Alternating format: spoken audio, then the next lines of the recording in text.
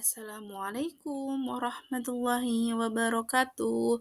Berjumpa lagi bersama Bu Karisma. Pada hari ini kita akan membahas mengenai bab Ayo membayar zakat. Bab ini berada pada kelas 6, bab yang keempat. Kita mulai ya anak-anak dengan semangat. Yang pertama, pengertian zakat. Apakah zakat itu? Anak-anak, zakat itu adalah salah satu rukun Islam yang wajib kita tunaikan. Zakat berarti menyisihkan sebagian harta tertentu untuk diberikan kepada fakir, miskin, dan orang-orang yang berhak menerimanya.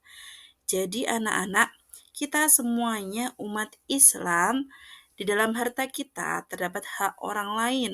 Maka untuk mengeluarkannya kita perlu membayar zakat. Kemudian, hukum untuk membayar zakat. Apakah hukum untuk membayar zakat anak-anak? Hukum berzakat atau hukum mengeluarkan zakat adalah wajib bagi setiap muslim yang memenuhi syarat. Menunaikan zakat ini merupakan salah satu bentuk ibadah dan kepedulian sosial terhadap sesama. Dengan membayar zakat, selain kita bisa menunaikan ibadah kepada Allah Subhanahu wa taala, kita juga bisa membantu teman-teman kita, saudara-saudara kita yang membutuhkan. Dilanjutkan dengan syarat wajib zakat. Jadi anak-anak, terdapat beberapa syarat yang menyebabkan orang itu wajib untuk membayar zakat fitrah. Apa saja ya? Yang pertama yaitu harus beragama Islam. Kalau kita beragama Islam, maka kita punya kewajiban untuk mengeluarkan zakat. Yang kedua, selain beragama Islam, orang itu harus sudah balik atau dewasa. Yang ketiga, orang yang mau mengeluarkan zakat haruslah berakal sehat. Jadi orang yang tidak mengeluarkan zakat mungkin salah satunya bisa karena dia tidak berakal sehat.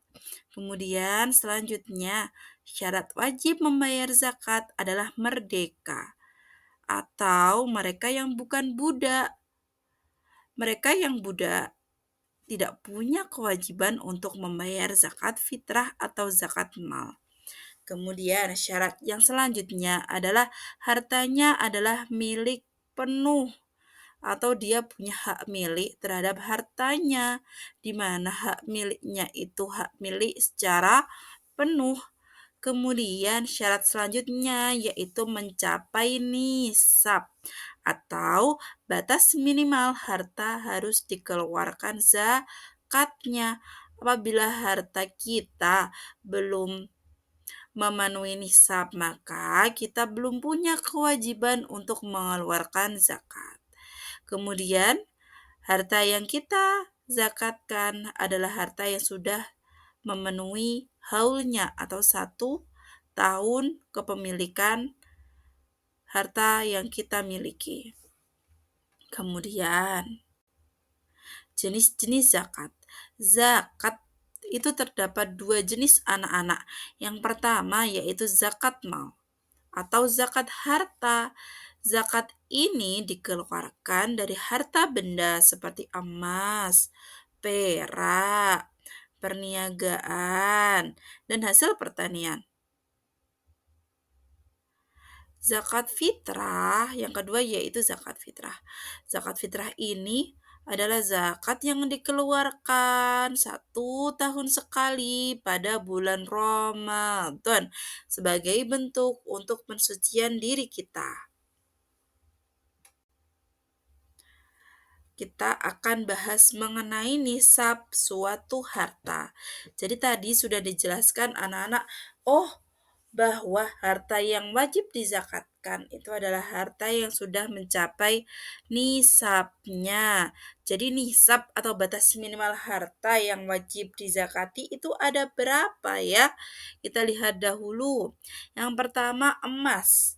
Emas nisabnya sebesar 85 gram. Sedangkan untuk perak 595 gram. Sedangkan untuk perniagaan setara dengan nilai nisab emas. Jadi seharga dengan nisabnya emas. Kemudian untuk nisabnya pertanian yaitu sebesar 527 kilogram. Kita akan belajar untuk menghitung zakat anak-anak.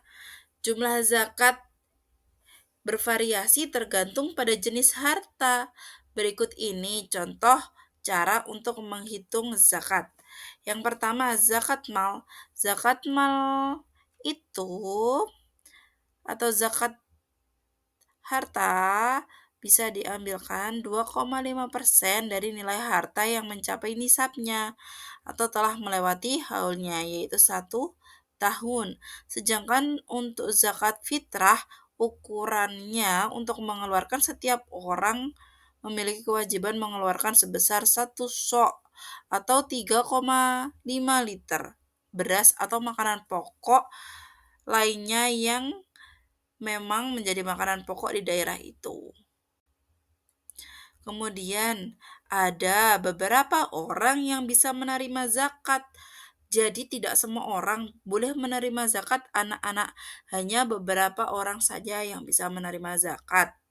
Di sini terdapat beberapa golongan orang yang bisa menerima zakat. Yang pertama adalah orang yang fakir atau orang yang tidak memiliki harta dan pekerjaan. Yang kedua, orang miskin, orang yang memiliki harta tapi tidak cukup untuk memenuhi kebutuhannya. Selanjutnya ada amil zakat, yaitu orang yang bertugas untuk mengelola zakat yang kita keluarkan. Selanjutnya ada riqab, yaitu oh, budak yang ingin memerdekakan diri. Selanjutnya ada gorim, yaitu orang yang sedang terlilit hutang. Selanjutnya ada fisabilillah atau orang yang sedang berjuang di jalan Allah. Sedangkan itu adalah contoh-contoh beberapa orang yang bisa menerima zakat. Selanjutnya, manfaat kita membayar zakat. Terdapat banyak sekali manfaat yang bisa kita peroleh apabila kita mau mengeluarkan zakat. Yang pertama, di sini buka risma tuliskan ada 4. Yang pertama yaitu membersihkan harta dan mensucikan harta kita. Yang kedua, dengan mengeluarkan zakat, kita bisa membantu fakir miskin dan orang-orang yang membutuhkan di sekitar kita. Yang ketiga, menciptakan pemerhatan kesejahteraan sosial. Selanjutnya, dengan mengeluarkan zakat, kita juga bisa meningkatkan atau memperkuat rasa solidaritas dan kepedulian sosial kita terhadap sesama. Nah, itu adalah hal-hal yang kita pelajari tentang zakat hari ini. Kira-kira, apakah anak-anak sudah siap untuk membayar zakat? Apakah anak-anak mau nantinya membayar zakat apabila hartanya sudah memenuhi batasnya? Jelas mau ya anak-anak? Baik, mungkin untuk hari ini sekian yang dapat Bu Karisma sampaikan. Terima kasih atas perhatiannya dan maafkan apabila terdapat hal-hal yang kurang berkenan di hati.